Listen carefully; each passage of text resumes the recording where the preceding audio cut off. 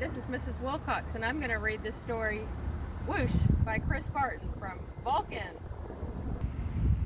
Every day brought a challenge for young Lonnie Johnson, the challenge of finding space for his stuff. 6 Johnson kids were squeezed into their parents' small house in Mobile, Alabama. Lonnie would have loved a workshop of his own, but there just wasn't room. There was nowhere to keep his rocket kits. Bamboo shooters, rubber band guns, erector set, go-kart engine, bolts and screws and other spare parts his dad let him bring in from the shed, and various other things he hauled from the junkyard. Lonnie loved building and creating. Ideas for inventions just kept on flowing. He learned how to make rockets from scratch. Kids at school gathered to watch Lonnie launch them, and he learned how to make rocket fuel. When it caught fire in the kitchen, Lonnie's mom didn't make him stop. She just sent him to work outside. Lonnie wanted to spend his life designing things, building things, and getting them to work. He wanted to be an engineer. However, Lonnie took an exam that said he would not make a very good one. His dream had been challenged. Lonnie was discouraged, but he knew that whoever had graded his test hadn't met Linux. Inspired by a TV show, Lonnie had built his own robot. He made it out of scrap metal and named it Linux. Compressed air cylinders and valves allowed Linux's body to turn and its arms to move. The switches came from an old broken jukebox. Lonnie used a tape recorder to program Linux. And as a bonus, the reels looked like eyes. Lonnie wanted to enter his creation in a science fair, but he couldn't get the transmitter to work. Without it, Lonnie couldn't send commands to Linux. Science fairs came and went. Lonnie missed one, then another, until he got an idea. Now Lonnie may or may not have asked before he borrowed his little sister's walkie-talkie. But it fixed the transmission issue. His school's team took freshly finished Linux to a 1968 science fair at the University of Alabama, where only 5 years earlier, African American students hadn't ever been allowed. Having to compete in a place that still wasn't very welcoming, now that was a challenge with a capital C. Against other schools from all over the state, Lonnie's team won first place. Soon, Lonnie left home to go to college at Tuskegee Institute, where he stood out as a self-confident, insightful, creative thinker. He stood out as a student who asked the right questions, precisely defined problems, and formulated solutions. And he stood out as the guy who built his own booming sound system out of cast-off electronics. It even had lights that flashed in sync with the beat. Lonnie sometimes studied right in the middle of his own parties. The extra studying paid off. He became an engineer after graduation, and that took him beyond Alabama, way beyond.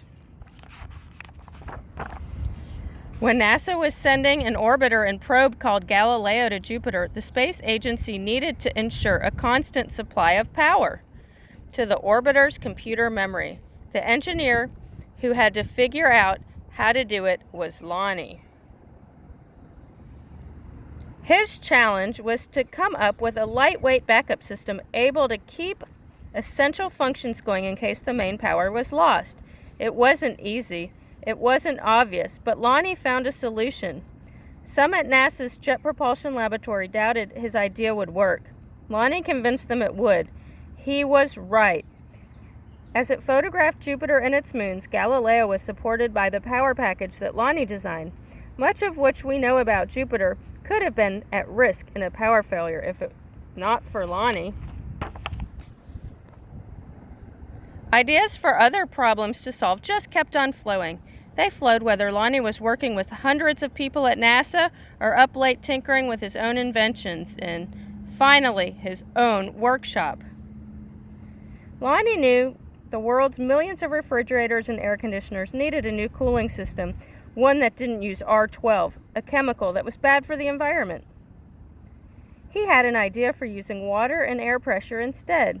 To test his idea, he made a pump and nozzle, connected them to the bathroom faucet, turned on the faucet, turned on the pump, and then whoosh! The stream that blasted across the bathroom was so powerful it created a curtain-swirling breeze. It also gave Lonnie an idea for yet another invention.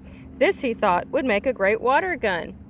First, he had to find or make the parts, including a pump small enough for a child to handle.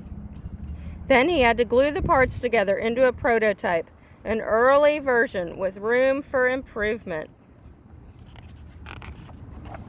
Finally, Lonnie tested this strange-looking squirt gun at a picnic. "Does it really work?" a man asked. "Sure," Lonnie said. "Want to see?" Lonnie worked the pump, which squeezed air into a chamber. When he pulled the trigger, the air escaped, forcing water out with a whoosh. For a water battle to be a fair fight, there couldn't be just one of Lonnie's water guns. He needed help making more. So he went to toy company after toy company after toy company. No, no, no, no, no, no. Yes. The word no flowed again and again, but finally one company said yes. It planned to make his water gun. Lonnie also had other projects: a water-propelled toy airplane, 2 kinds of engines, and his cooling system. He found investors to provide the money for turning his ideas into products people could buy. He made a leap of faith, quit his day job, and devoted himself to full-time inventing.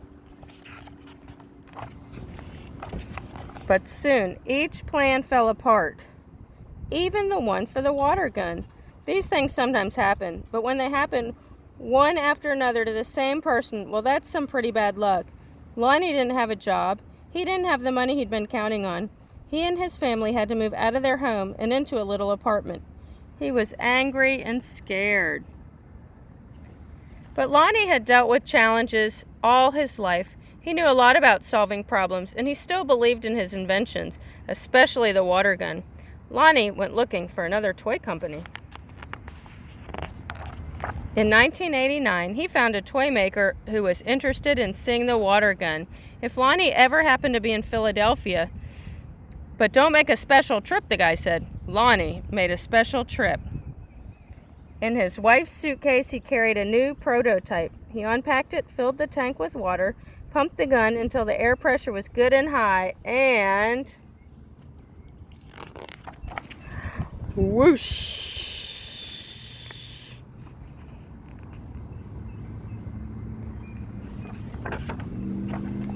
Kids everywhere agreed that, wow, Lonnie's water gun called the Super Soaker became a smash hit. In no time, there were Super Soakers in backyards and on beaches, in playgrounds and in parks and on playgrounds. Each sale of a Super Soaker put a little money into Lonnie's pocket. All those hours, all those years that Lonnie spent in his workshop had paid off big time. Now he could afford to do just about anything he wanted. So what did Lonnie do? He got a bigger workshop, which is where you'll find him today, because facing challenges, solving problems, and building things are what Lonnie Johnson loves to do, and his ideas just keep on flowing. The end. And I love this quote on the back. It says, "I wanted to be an engineer before I knew what an engineer was. I was always curious to know how things worked inside." All right, Green Valley, thanks for joining me today at Vulcan. It's a beautiful day. Enjoy reading this summer.